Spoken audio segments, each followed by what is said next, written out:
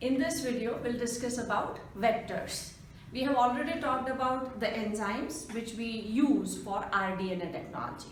Vectors are the nucleic acids, DNAs or RNAs which we would utilize to transfer our desired gene. And we want to see what all properties or characteristics the vector must show in order to be used as a vector. First and the most important thing is it should be able to replicate, and to replicate it needs to have an ORI site. ORI site is the place or the site from where the replication is going to start.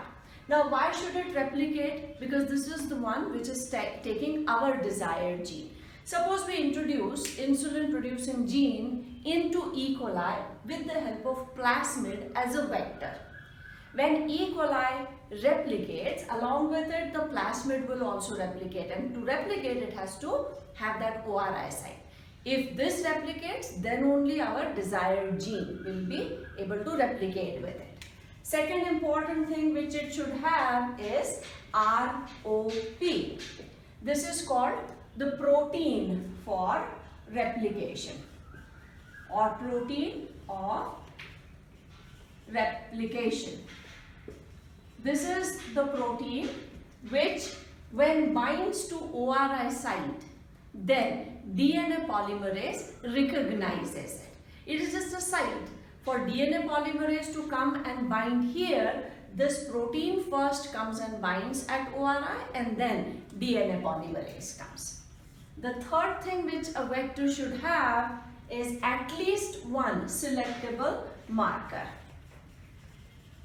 There are many genes which can be used as selectable markers, but it should have at least one. One such gene which can be used as selectable marker is an antibiotic resistance gene. This could be for resistance against ampicillin, tetracycline, any antibiotic. Another thing which can be used as a marker is an enzyme producing gene. Enzyme producing gene. Normally, the gene which is used as a marker here is LAC-Z gene, which synthesizes enzyme beta galactosidase. So either an antibiotic resistance gene or an enzyme producing gene. This marker is going to help us to identify our transformant, whether the desired gene has entered or has been introduced into the host or not. Next important point which our vector should show is restriction site. We should be able to cut the vector using endonuclease. So it should have restriction site. Restriction site is the place where endonuclease is going to cut it. It should have only one restriction site. Restriction site is the place where there are two specific type of nucleotides, and we know when we talked of palindromes, we saw that how endonucleases cut them. Suppose one vector has more than one restriction sites, so all those places would be cut using endonucleases, and then our entire vector would be cut into smaller pieces. While doing that, even our markers would get destroyed, even ORI site might get damaged. So it should have just one so that we are able to open it in order to attach the insert or the desired gene. Fifth point, it should be small. So small size of vector would be beneficial because it is easier to handle the small size vectors as compared to bigger molecules. So our vector should show ORI site that it can replicate. A protein should be synthesized so that the protein binds at ORI site and DNA polymerase recognizes it. At least one selectable marker, any of these, either antibiotic resistant gene or an enzyme producing, which we will use to identify our transformants. Restriction site only one, so that the endonuclease can be used to cut it open into a straight chain structure, and if it is smaller in size, it would be easier to handle. Now we are talking about certain specific vectors, and let us see their structure. The first one which we will discuss is PBr322. So let us discuss the first vector, that is PBr322.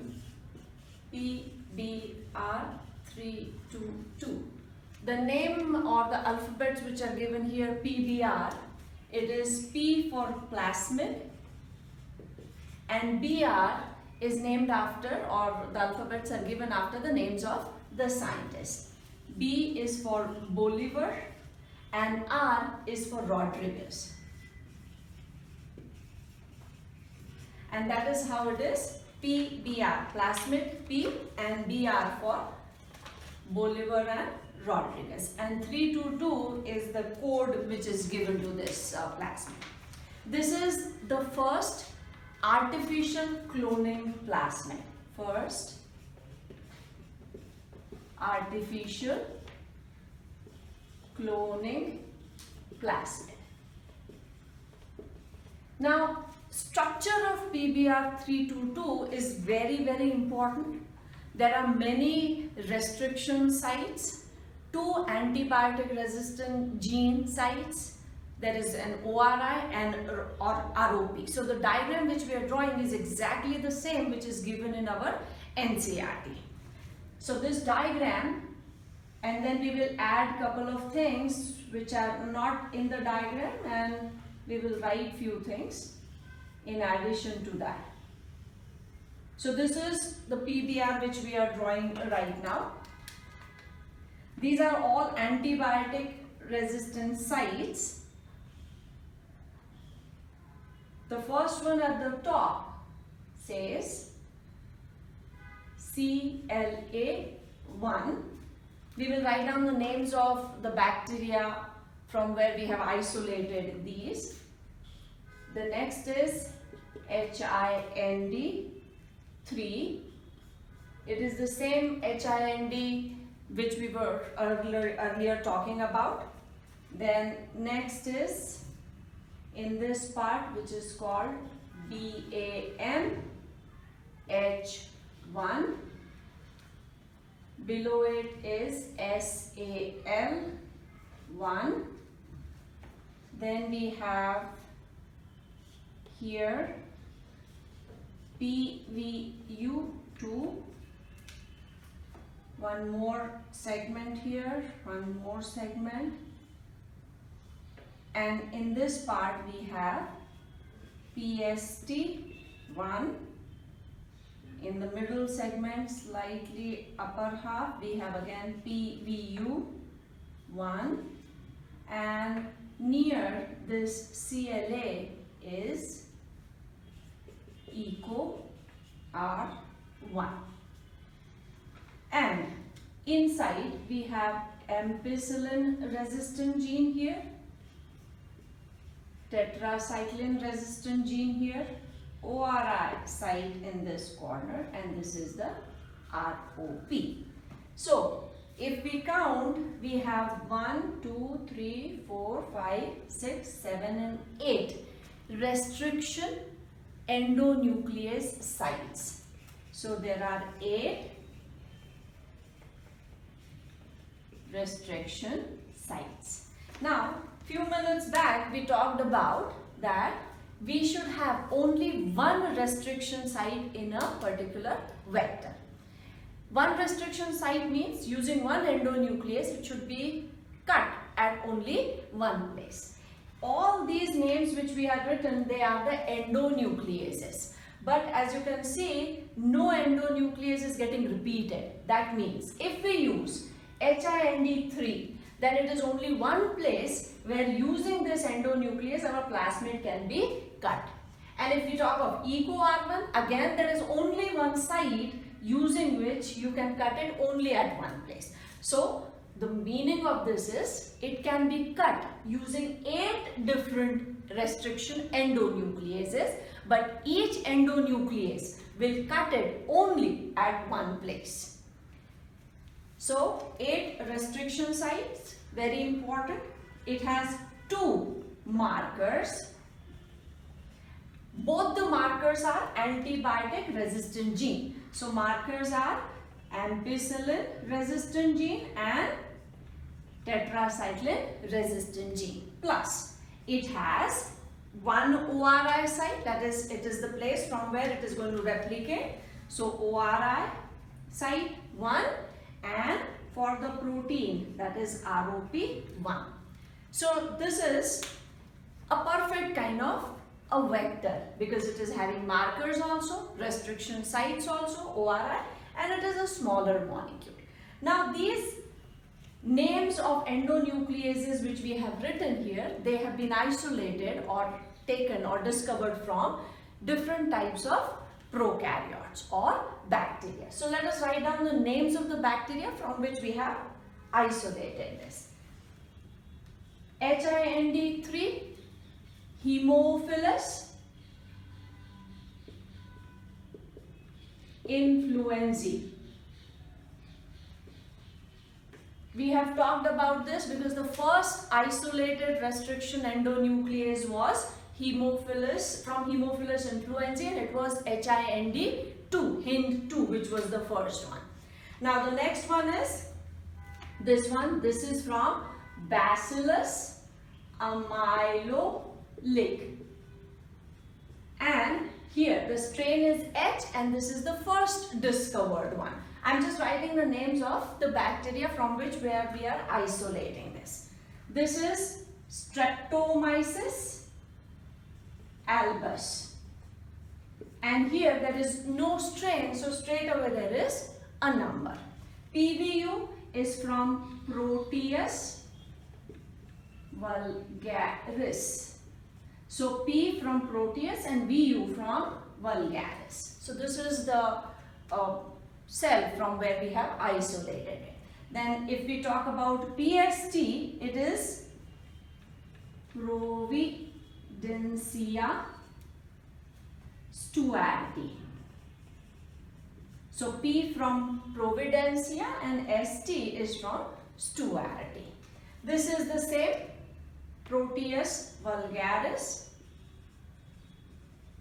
The difference is this was the second discovered and this is the first discovered, and this is our Escherichia coli. So it is isolated from Escherichia coli. Now the first one which is here is Caryophanon latum. So these are the names of the prokaryotes from where we have isolated these endonucleases. Again, one more time, keep the number in mind. CLA is 1, 2, 3, 4, 5, 6, 7 and 8. 8 restriction sites which can be cut by these restriction endonucleases. 2 markers, ampicillin and tetracycline resistant genes, 1 ORI site and 1 ROP. This is the vector which is most commonly used for this rDNA technology, that is PBR322. The next vector which we are taking is PUC family. Again, there are many kept in the same family, those are known as PUC family vectors. The next vector that we are talking about is PUC. They are called PUC family vectors, and this abbreviation comes from plasmid. P is for plasmid, and they have been developed in University of California. So University of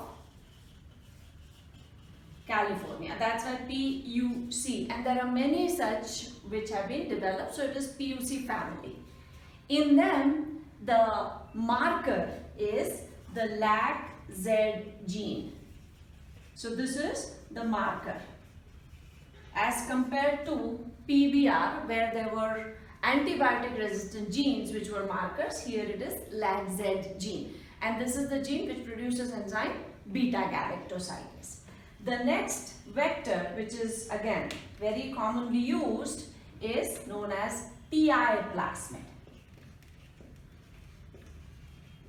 This TI plasmid is isolated from Agarobacterium tumefacium. Agarobacterium tumefacium, and this is called tumor inducing plasmid, and that's why TI, tumor inducing plasmid. It has a DNA which induces tumor formation in plant cells, and that is why this DNA is also known as tDNA, tumor inducing DNA. This DNA also has a very special property that it can go and bind with the host DNA on its own and induce cell division in that cell. Now this helps us because when we introduce our desired gene, we want that transformed cell to divide. Here, this DNA is doing two things for us. One, it goes and binds to the host DNA on its own. So when it goes, it will also carry our desired gene. And secondly, it is going to stimulate that cell to start division. Because tumor is nothing but a mass of cells where the cells are undergoing uncontrolled division. So this helps us.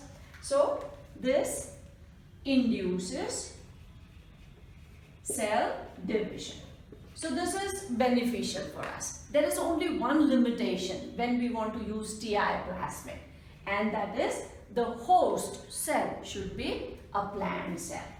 So this will work only in plant cell, not in animal, fungal or prokaryotic cell.